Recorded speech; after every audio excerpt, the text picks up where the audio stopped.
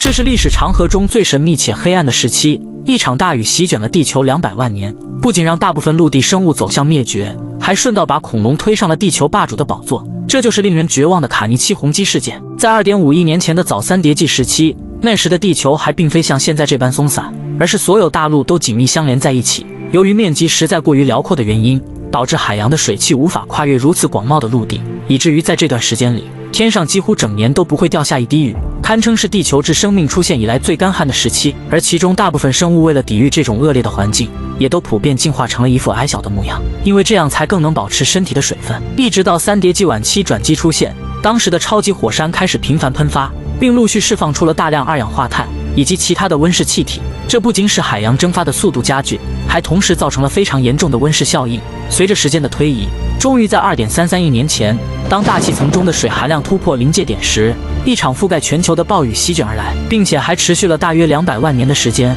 这场暴雨还同时改变了地球原本的模样，曾经干旱的土地变得湿润，原本矮小的植物也如雨后春笋般疯狂生长，就连草原也逐渐长成了森林。这不仅为动物提供了丰富的食物资源，更是重新打破了它们原本的生存格局。之前由于干旱而进化出的爬行动物，因为无法适应潮湿的环境而被淘汰出局，一些原本处于劣势的恐龙类群，则在丰富的食物供应和适宜的环境下，开始逐渐发展壮大，并在之后的地质时期一度成就了地球霸主的宝座。此外，海洋生态也同样遭受到了冲击，一些海洋生物的数量和种类也开始疯狂扩张。纵观这场持续200万年的卡尼奇洪基事件，虽然让众多陆地生物走向了灭绝，但却也使地球重新恢复了生机，同时开启了地球生命进化史的新纪元。